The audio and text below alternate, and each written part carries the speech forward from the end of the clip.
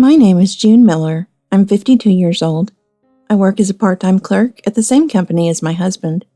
I used to work as a banker, so I'm good at handling accounting and other financial matters.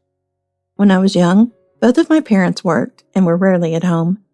Moreover, my mother wasn't very good at housework. I often saw my father, who came home after finishing work, doing the housework instead of my mother. My father never complained to my mother, even when he came home late, and he quietly did the housework. Eventually, my mother gave up on doing housework, and even when she came home early, she wouldn't do it. I have gratitude towards my mother for raising me, but I couldn't bring myself to respect her. I took my mother as an example of what not to do, and I wanted to do the housework myself, even if we were both working. That's why my current work style suits me. My husband, Tom, is 3 years older than me, at 55. He's an industrious man who aspired to become a furniture craftsman, inspired by his father, George. George is already retired. He was apparently skilled, but had a strong craftsman's temperament. He had his own company, but he refused to take jobs from customers he didn't like. Because of that, my mother-in-law, Heather, had to work part-time, and it seems they struggled to make ends meet. That's why Tom felt the need for an environment where craftsmen could work freely and also make a good living. He joined his current company because it seemed to realize that vision. Tom's skills were recognized by his superiors, and he now works diligently as an executive vice president.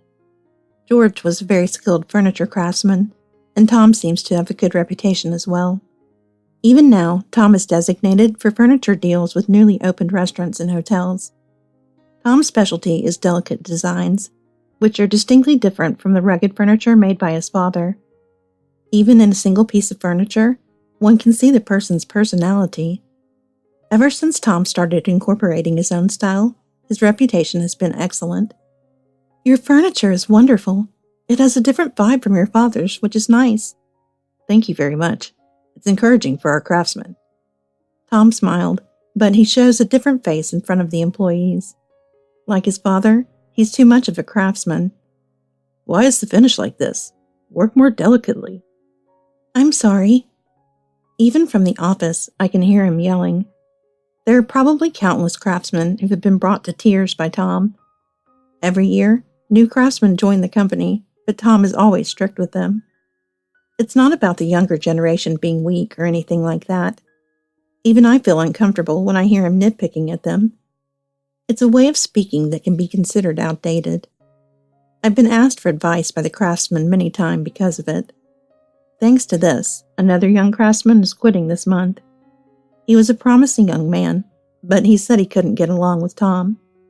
"When I'm scolded like that, nothing sinks in, and I can't be here anymore."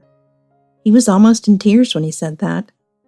Of course, the craftsmen know that my husband is Tom, the executive vice president, so many of them come to me for advice.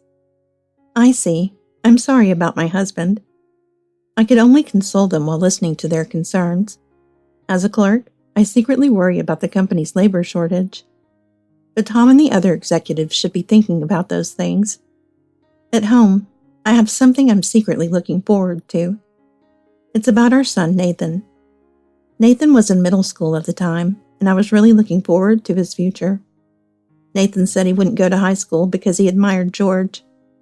"It's a waste of time to go to high school." "But what if that path doesn't suit you?" I was deeply worried. What if he wasn't cut out for furniture making, like George or Tom? I also thought about it. He certainly had nimble fingers, but that's different from furniture making. We had many discussions and exchanged opinions, but Nathan's feelings were unwavering. He had a strong desire to immediately enter the world of craftsmanship and learn. George and we as a couple were of course opposed to it. But Nathan looked straight at us and said, "If I fail, I'll accept it as my own lack of ability.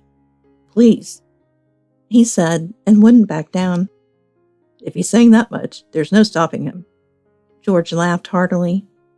"He's got his own life to live. Let him do as he pleases." "Please," Nathan said. In the end, we couldn't resist his determination. However, we made him attend a correspondence high school to at least obtain a high school diploma. Many of his peers were surprised. Everyone else had decided on their high schools, while he was the only one who said he would start training. Some people even thought it was cool. We thought about letting him train at our company, but due to George's wishes, we sent him to another furniture workshop. It was to the workshop of George's former apprentice brother. He assured us that they would properly train him and make him a full-fledged craftsman. Everything was decided quickly, and I was the only one left behind. I couldn't tell Tom about my worries. I knew he wouldn't understand if I told him. He would probably just pat my shoulder and laugh, saying, "He'll grow up big and come back. He'll be fine." Perhaps it was because I looked so worried. George tried to comfort me, but Tom didn't. "If he can't even overcome something like that, he can't become a craftsman," he said coldly. I wondered if there wasn't a better way to say it. I felt a sense of frustration towards Tom, who seemed to lack empathy for our son. I wondered if Nathan was okay with this. But Nathan didn't seem to have a good impression of it. "I won't be able to visit often, but I'll do my best." I cried as I saw Nathan off at the train platform. I never imagined I would let my son go off on his own so soon. I ended up watching the departing train until it disappeared from sight. After that, I was lonely for a while. I even thought about calling Nathan many times. It's been 10 years since I saw him off, feeling so lonely. 4 years after seeing Nathan off, George passed away, and this year we finished his 7th memorial service. It seems that Nathan's talent as a furniture craftsman has blossomed, and he has been entrusted with a fairly high position at his training site. This time, the workshop where Nathan works is opening a new store near our house. Nathan has been put in charge of managing it. He decided to come back to our house, which is conveniently located for preparing for the new store's opening. It would be too short a time to rent an apartment. No matter how old he gets, I still adore my son, and I can't wait for him to come back. "You're in a really good mood." "Of course, Nathan is coming back. It's only natural to be excited." Tom sneered at me. "I don't see why he needs to come back." "Why not? He's our only son." "I know that," he said, and then he laid down in front of the TV. He's been complaining a lot, and he must be waiting for Nathan's return, too. I thought so. On the day Nathan was to return, I put extra effort into cooking. "What's going on? This is quite a feast." "Isn't it?" I laughed, and Tom made a blatantly unpleasant face. Does he dislike it that much? We only talk about the bare minimum necessary for work at the same company. When we get home, we haven't had a proper conversation as a couple for years. I even think about divorce, but when I think about various things in the future, I can't bring myself to do it. But maybe it's time to seriously consider it. I thought that as I looked at the vegetables in front of me. "Well, I'm going out for drinks." Tom, having finished his preparations, said so. He was unusually dressed up from his work clothes. I thought it was because Nathan was coming back, but I was surprised. "What? Nathan is coming back today." "It doesn't matter if I'm here or not," he callously said. "That's not the point." I thought that parents would want to greet their only son when he comes home, but I guess not in this case. I realized that Tom is always like this. There was even a time when he went out drinking, leaving Nathan alone when he had a high fever and was almost hospitalized. He's got a woman on the side, which is nothing new, but let me at least try. Maybe he will change his mind. I thought so, and tried to reason with Tom. "Can't you stop drinking just for today?" "I have my own social obligations," he bellowed. "Fine, do whatever you want," I said, exasperated. Tom seemed irritated too, and was pacing behind me, which was very distracting. He will never understand. I decided not to apologize. Then I heard a voice coming from the entrance. "I'm home." Okay. I left Tom and went to the entrance. There stood Nathan, holding a large bag. It had been about 2 years since we last met, but Nathan seemed to have become even more mature. "Welcome back. You must be tired." "I stopped by to give my final greetings, so I was late." Nathan smiled. His face was the same as when he was a child. I reconfirmed that he was indeed my child. Then Tom came up behind me and said, "Oh, you're back." "I'm back," Nathan said, scratching his head bashfully.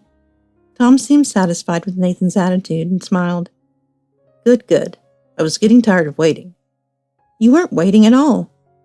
I tried my best not to let my feelings show on my face. It seems that Nathan had learned how to handle Tom in the meantime.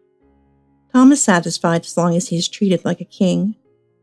I was about to let out a sigh when, "Well, I'm going out for drinks," Tom declared after taking one look at Nathan. "Don't feel like you need to hold back just because I'm here." "Okay, see you tomorrow," he said and left. I sat down on the sofa with a sigh. Honestly, your dad is always so selfish, I muttered. Then Nathan, while putting down his luggage, said with a laugh, "Well, it's quieter without Dad here, and I can have all the food to myself." "You're right. I made your favorite." "Do you have fried chicken?" "I was hoping for that."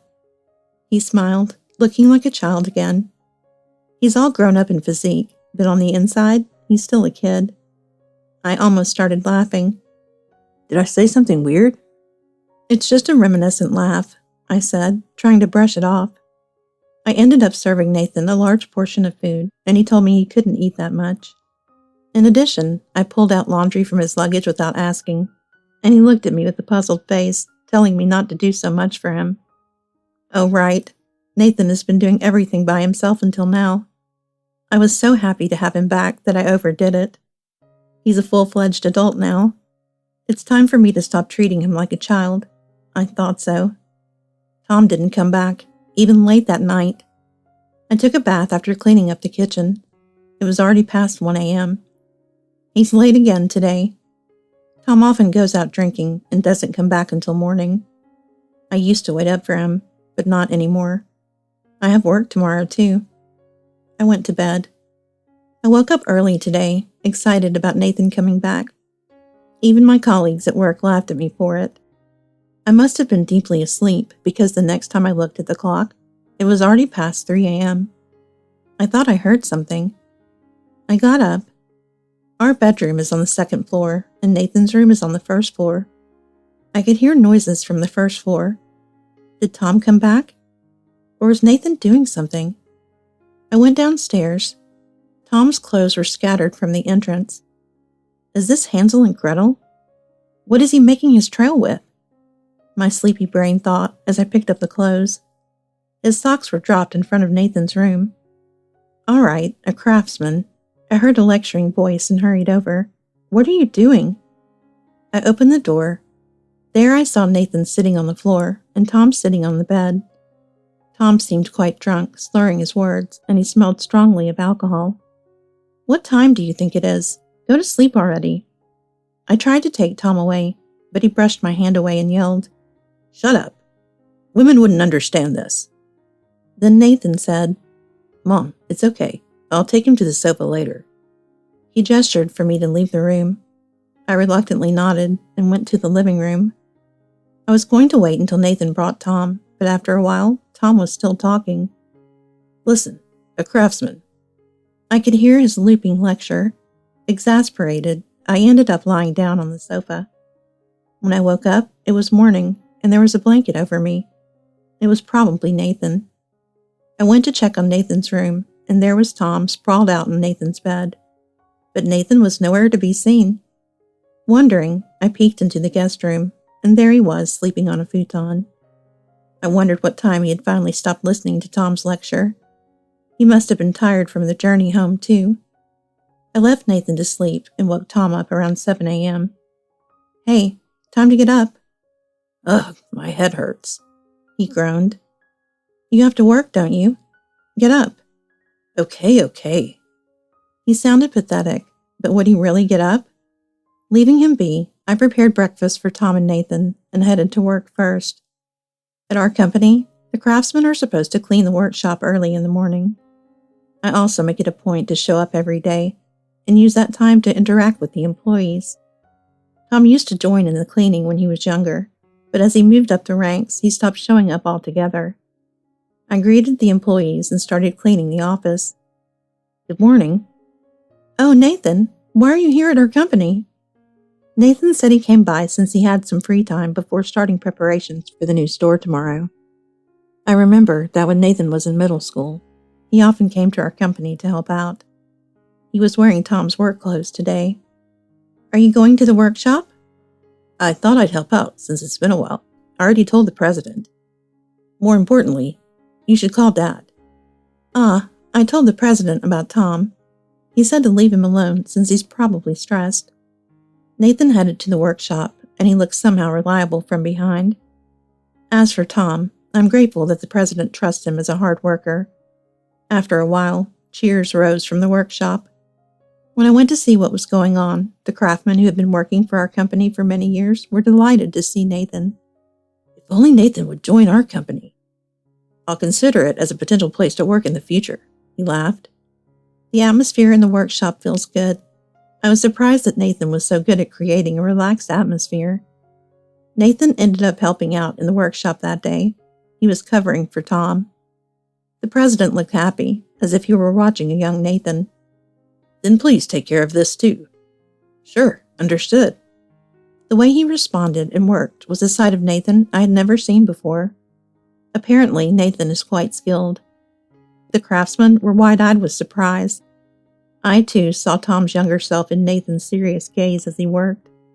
There was a time when I liked seeing Tom's face like that, when he was working so hard. There was even a time when I showed it to young Nathan. I remember Nathan looking at him with sparkling eyes. I was lost in memories. Tom, these days, lacks motivation. Even when he finally wakes up and comes to the workshop, he just seems to be there, doing nothing. Who would follow an executive vice president with that kind of attitude? The reason I was so excited about Nathan coming back was I wanted to change this situation. I thought that Nathan's return might change Tom's attitude. I thought that seeing Nathan, who had grown so much, might have a positive effect on him. I hoped that Tom would start taking his work more seriously. But Nathan's growth was far beyond my expectations. While preparing for the new store, Nathan would also come to the workshop and help out in his spare time. He gained the trust of the company's employees and was able to communicate well with them. Mrs. Miller, I'm so glad Nathan is back. Yes, me too. I ended up hiding my true feelings. I'm so happy. With Nathan here, work is running smoothly. Is that so? That's amazing. Indeed, they are both doing the same job, but something is different.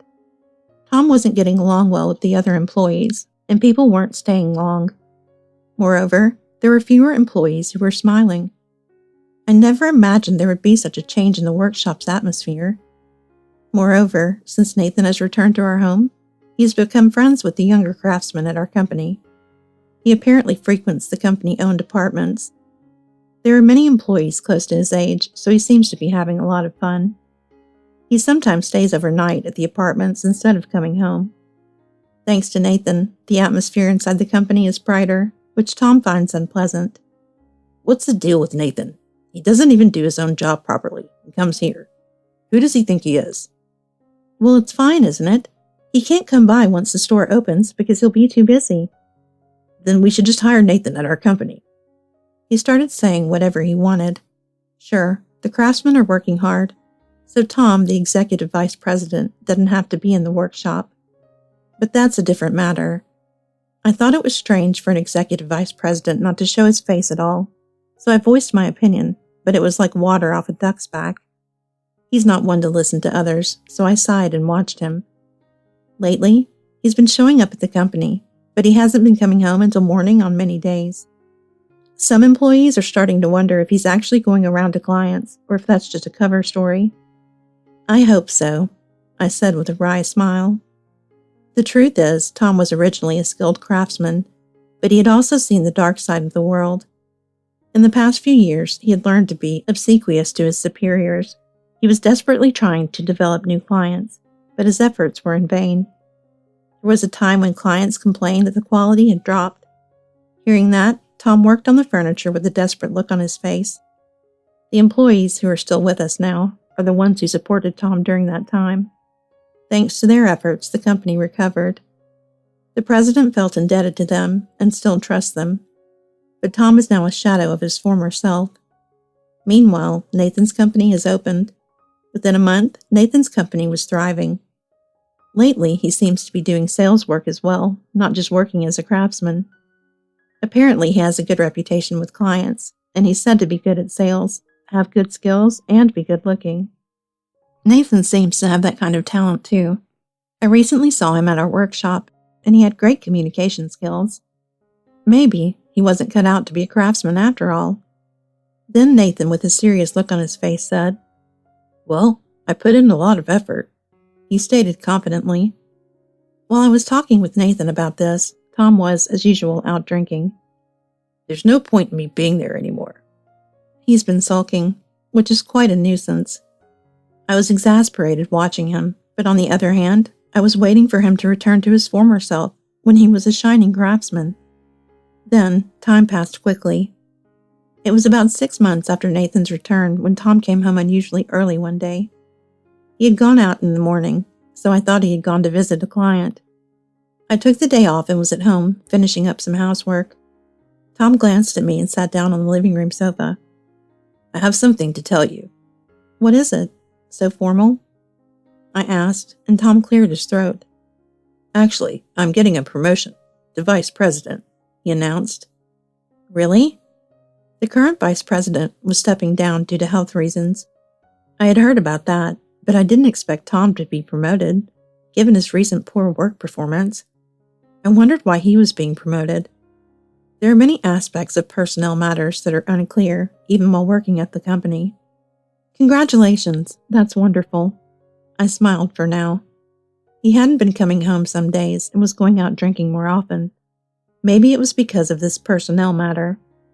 So, as I was thinking that, Tom looked at me and smiled. "I don't like women in their 50s. I'm going to remarry my mistress, so get out of this house." "What?" I screamed. "Why now?" There must have been other opportunities before. Why at this very moment did he have to say such a thing? I was so surprised that my voice cracked. Tom kept smiling wryly. "Just get out of here already. Oh, and I won't give you any money, so leave with just the clothes on your back." He was grinning. Has he really rotted to the core? I was exasperated as I signed the divorce papers Tom had prepared and started packing. I'll stay in a hotel for the time being. I can't work at the company anymore. Can I find work somewhere else at this age? I don't want to see Tom's face anymore. I thought so as I left the house with a few essential belongings.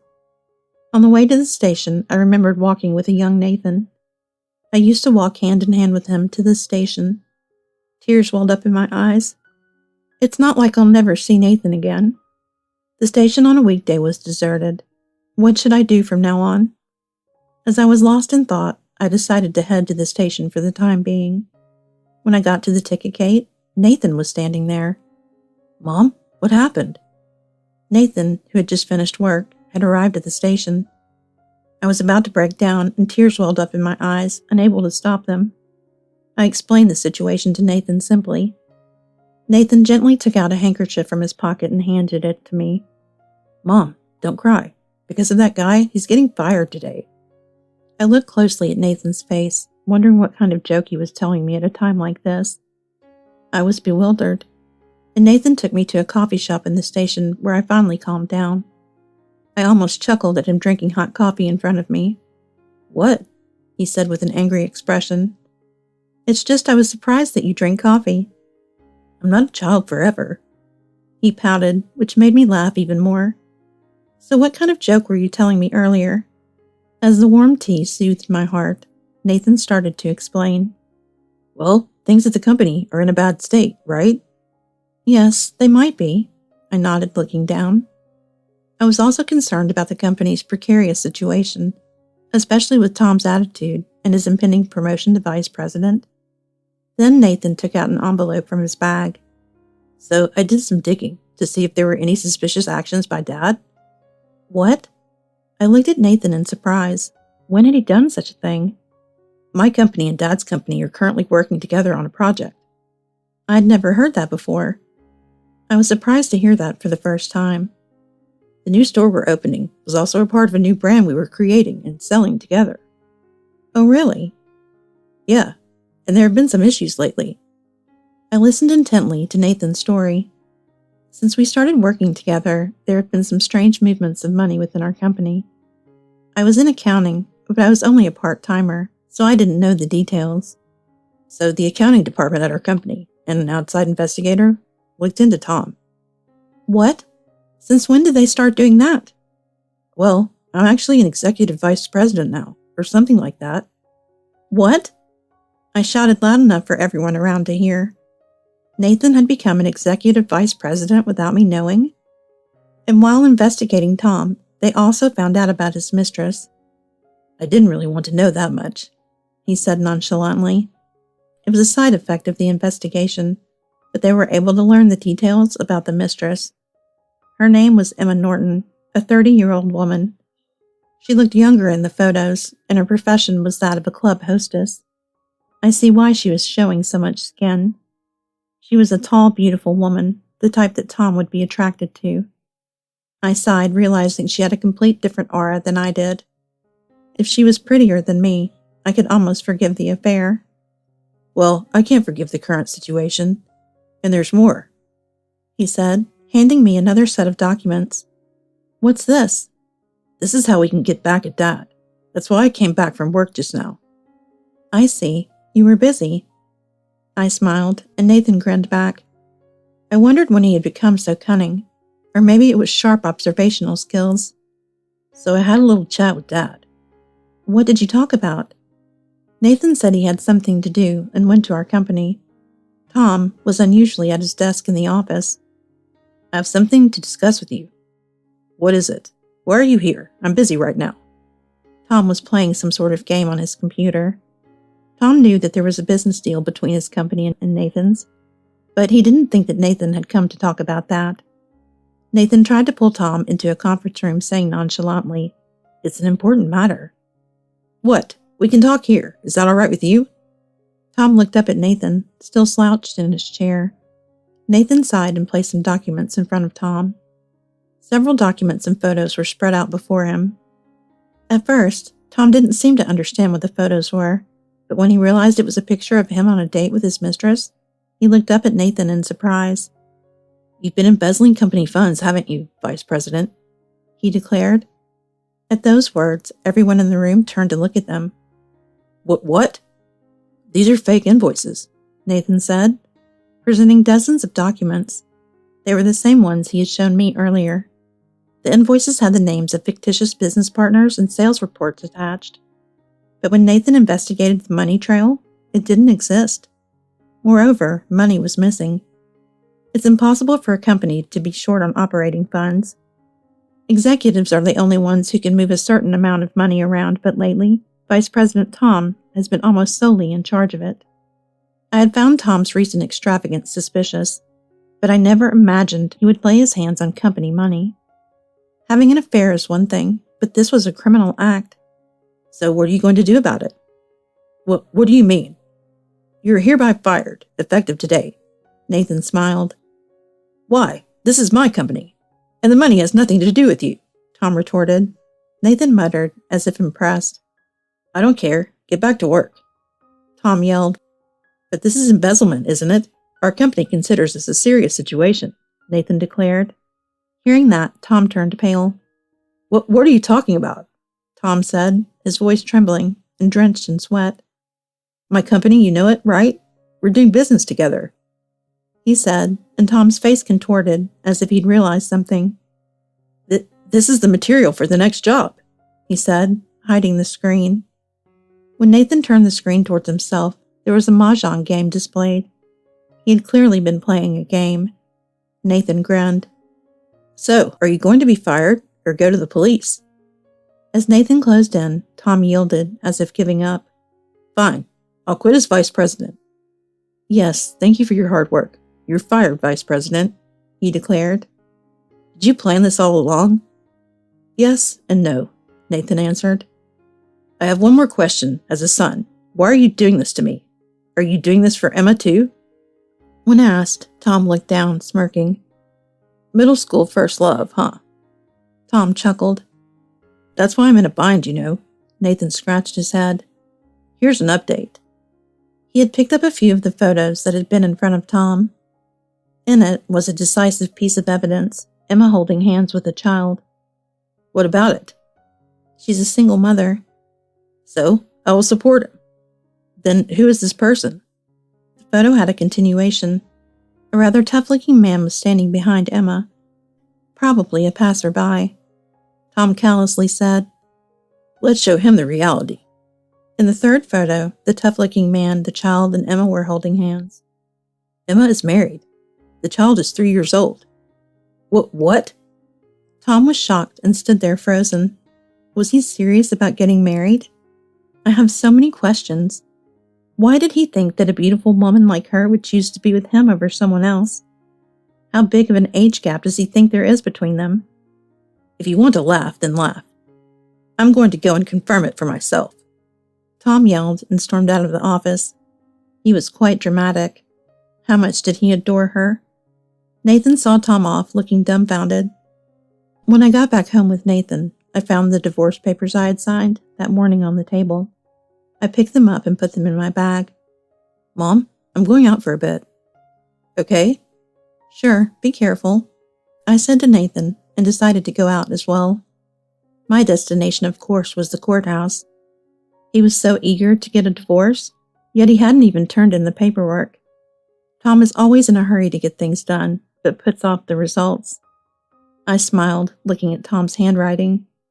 We were together for 25 years, but it's so abrupt. But I had no regrets. I had thought about divorce many times, and today that wish finally came true. I submitted the divorce papers to the City Hall counter without any problems. Then I received a call on my cell phone from an unknown number. When I answered, the caller was someone unexpected. The call was from the police station, informing me that Tom had been arrested. I wondered if Nathan had already filed a criminal complaint for embezzlement, but that wasn't it. It turned out that Tom had forced his way into his mistress's house. However, her husband, who happened to be off work, was home, and he caught Tom. As a result, Tom was arrested as a stalker. Apparently, the mistress had told her husband that she was being stalked by a customer she met at work. So that's what happened. The mistress's husband was quite a burly man. Tom, who had worked as a craftsman, wouldn't stand a chance, especially since he hadn't been physically active lately. There's no way he could win against a man 20 years younger than him. But since we were already divorced, and he was a stranger to me, I refused to pick him up when I was contacted. Nathan did the same. "We have nothing to do with him anymore," he said firmly. But as a result of this incident, I filed a claim for damages against the mistress. The mistress called Tom a stalker, but it was obvious they were having an affair. It seems she was only after Tom's money, and he was known to be generous with his spending. Although the money was the company's, she once called me. "Hey, your husband's actions made everything known to my husband." What? I could only respond with that. What was I supposed to say? They were having an affair. That much was true. "I can't see my kid anymore. What are you going to do about it?" "Well, that's not really my problem, is it?" I hung up. I filed for damages against not only the mistress, but also against Tom. Tom tried to sweet-talk me. "Come on, let's start over. I'll be lonely if we get divorced." But I said firmly, "I'm finally divorced. I have no intention of going back now." In the end, it seems that Tom was also sued for damages by the mistress's husband, since they were both married. But that wasn't all. The husband was apparently a rather rough character, and he's been harassing Tom in various ways, beyond just the demand for damages. He's apparently been crying to Nathan for help several times, but Nathan has been ignoring him, saying it has nothing to do with me. In the end, Tom lost his job and his home, and is now working a day labor job to pay off his debts. Before that, he tried to go to another furniture workshop. But although his skills were solid, he had a bad personality. Because of that, he was also kicked out of other furniture workshops.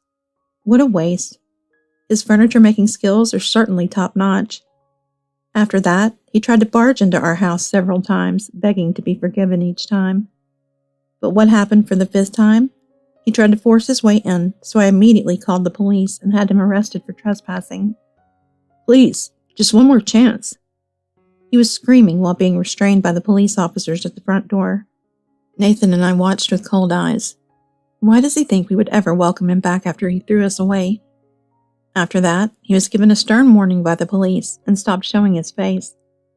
I also heard through the grapevine that he's currently missing. I'm now supporting Nathan's company as a clerk. At business meetings, I'm often told, Mr. Miller's craftsmen have great skills, so we can rely on them. Many of the designs are Nathan's. This had boosted Nathan's confidence, and he's now creating furniture with his own original designs. These designs are so well received, and he's starting to get orders from overseas. You're so talented, Nathan. I'm so surprised. I've been thinking about this since my apprenticeship days. He smiled bashfully. Nathan has been more enthusiastic about his work than ever before. There's a reason for that. He's been dating someone for the past few months, and he's decided to marry the only female employee at the current store, whose name is Rachel. She heard about Nathan's reputation and came to work at his company after transferring. Originally, she fell in love with a piece of furniture Nathan made that she saw at an exhibition, and she went directly to him for an interview. Currently, Nathan's company wasn't hiring new people, but she repeatedly asked and was eventually hired. At first, I was surprised that she was such a pushy woman, but when I talked to her, I found her to be a woman with a strong will. I thought that our company needed someone this strong right now. Rachel works hard, is quick to learn, and has experience as a working adult, so she's very composed. She was drawn to Nathan and was also interested in furniture making. I wanted to meet you, even just once. She smiled without any pretense. That was the start of their relationship, and next spring, they will have a baby. With a baby on the way, they are now living together in our house. I'm dreaming of making a baby crib. He laughed. Nathan actually designed it, and Rachel built it from scratch. It was completely before her belly got too big. They are true professionals. The baby crib is now in the room that will become the children's room. I'm proud of Nathan and looking forward to the future.